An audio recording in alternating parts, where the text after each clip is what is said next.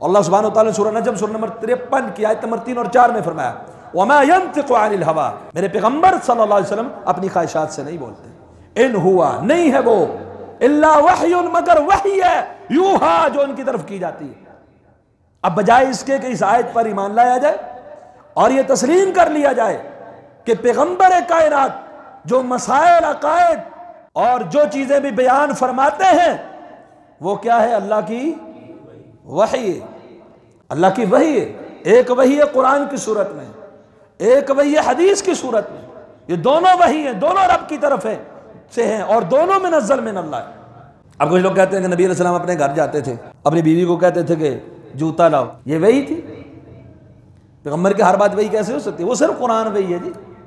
اللہ فرماتے ہیں وَمَا يَنْتِقُ عَنِ الْهَوَىٰ، قرآن تو اس میں ہے ہی ہے، لیکن حدیث بھی آپ کی وحی ہے، لیکن وہ فرق نہیں کرتے۔ ایک ہے تشریعی امور، تشریعی امور جو ہیں امام ابن کثیر نے اپنی تفسیر کے اندر ذکر کیا ہے، نبی علیہ السلام صرف وہی بات بیان کرتے ہیں بغیر کسی کمی اور بغیر کسی اضافے کے، جو بات اللہ نے ان کو بیان فرمائی ہے وہی کر کے بتلائی ہے، صرف اتنی بتلاتے۔ یہ تشریعی امور ہے کہ یہ دین کا مسئلہ ہے، یہ شرع کا مسئلہ ہے، بے شک قرآن کی آیت اس کے بارے میں نہ اتری ہو، وہ بھی آپ کے اوپر وحی آتی ہے، اور وہ تشریعی امور اللہ کی وحی کے بغیر پیغمبر بولتے نہیں۔ آپ نے تو اپنی زبان پکڑ کے فرمایا تھا، 3646 نمبر روایت صحیح ہے ابو داؤد کے اندر، ما یخرج منہ الا حق، اس زبان سے سوائے حق کے کوئی دوسری بات نکلتی نہیں نکلتی، اس زبان سے صرف حق ہی نکلتا ہے۔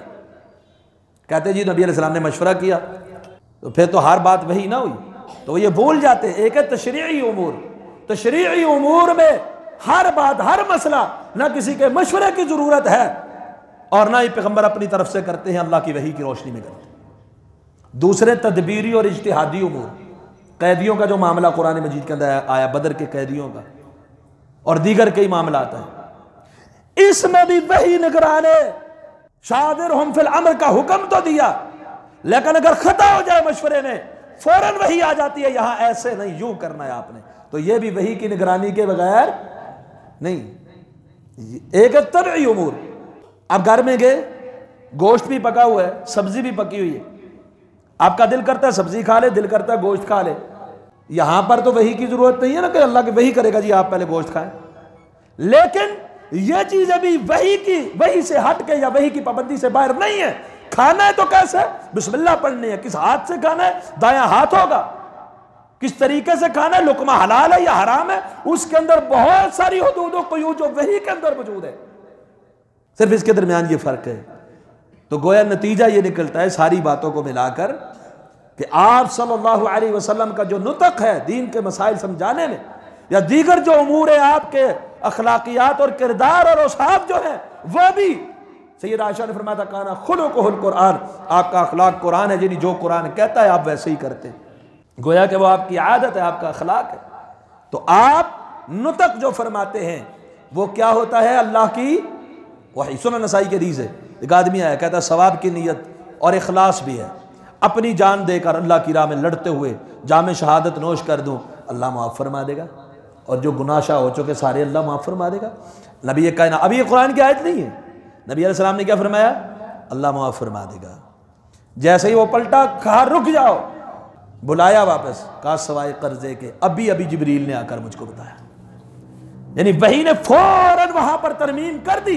ہاں سارے گناہ معاف ہیں، لیکن قرضہ معاف فوراً ترمیم کر دی۔ اگر کوئی ایسی مشاوراتی یا تدبیری اور اجتہادی امور میں کوئی ایسا مسئلہ آ جاتا ہے، فوراً جبریل آ جاتے ہیں اور وہی اس کو درست کر دیتی ہے۔ گویا آپ کے اوپر پوری اور کڑی نگرانی ہے، آپ کا ہر عمل، آپ کا ہر ادا، آپ کی ہر سنت جو ہے وہ امت کے لیے مشعل راہ ہے، اللہ کی طرف سے وہی ہے، اللہ کی نگرانی میں۔ جہاں بات آپ کے قول کی یا آپ کی فعل کی ہے اسے چھوڑیے، آپ میرے پیغمبر کی اتھارٹی، اصل اصول اور دلیل اور حجیت ایسی ہے، نبی کائنات تشریف فرما ہو اور آپ کے سامنے ایک کام کرے، کوئی دوسرا بندہ کوئی اور کام کر رہا ہے، آپ روکے نہ، ٹوکے نہ، خاموش رہے، وہ بھی تقریری حدیث حجت ہو جاتی ہے کہ پیغمبر کے سامنے یہ کام ہوا ہے، آپ نے منع نہیں کیا، گویا وہ وحی کے مطابق تھا تبھی تو منع نہیں کیا۔ اگر وحی کے مطابق نہ ہوتا تو پیغمبر کبھی بھی غلط بات دے کر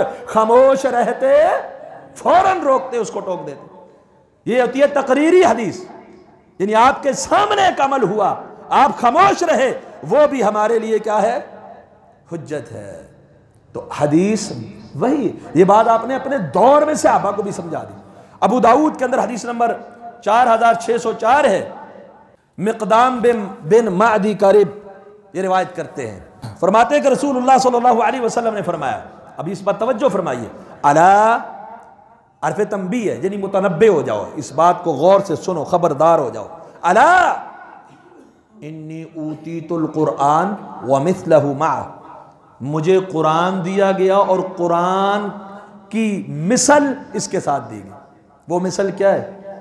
قرآن بھی دیا گیا، اب قرآن کا الگ سے تذکرہ فرمایا، ساتھ یہ فرمایا ومثلہ معہ، اور اس کے ساتھ اس کی مثل، اس جیسی، یعنی جیسے قرآن اللہ کی طرف سے ہے ویسے وہ بھی اللہ کی طرف سے وہی مجھے عطا کر دی گئی.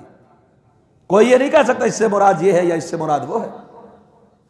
وہ حدیث ثقلین کے نام سے جو حدیث مشہور ہے لوگوں میں، صحیح مسلم کی، اس میں آپ نے فرمایا ایک کتاب چھوڑ کے جا رہا ہوں، دوسری عطرت چھوڑ کے جا رہا ہوں. اہل بیت، اللہ سے تو میں ڈراتا ہوں، لیکن جہاں وہ مراد نہیں ہے، وہاں جب کتاب کا ذکر کیا تو کتاب میں کتاب سنت دونوں آ گئے، اور یہاں پر کتاب کے ساتھ مثلہ معہ کا حدیث کا ذکر ہے، سنت کا ذکر ہے، آپ کے اقوال و افعال کا ذکر ہے.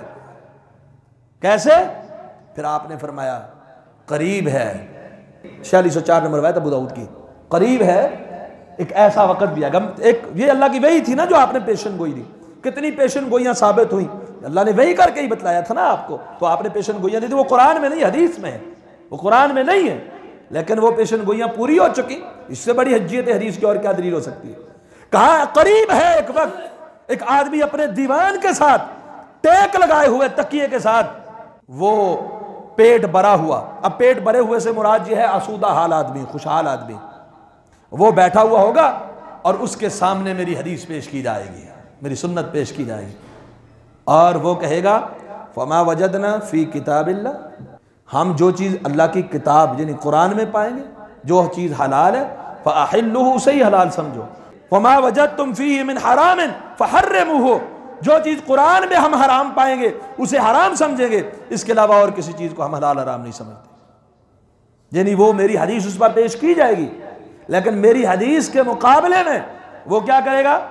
وہ کہے گا یہ قرآن میں کہا ہے، ہم تو وہی حلال سمجھیں گے جو قرآن میں حلال ہے، ہم تو وہی حرام سمجھیں گے جو قرآن میں حلال ہے. وہ میری حدیث کا انکار کر دے گا.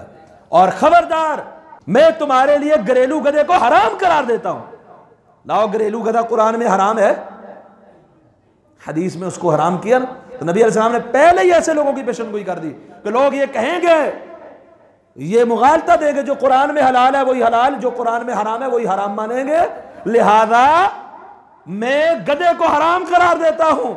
اب آپ مجھے بتائیے، گھریلو گدھا اللہ کے رسول صلی اللہ علیہ وسلم نے حرام کر دیا خیبر کے موقع پر، قرآن میں اس کی وضاحت نہیں ہے، رسول اللہ صلی اللہ علیہ وسلم نے اس کو حرام کیا، تو یہ قرآن کی تشریح، بیان، تفسیر توضیح ہے یا قرآن کی مخالفت ہے؟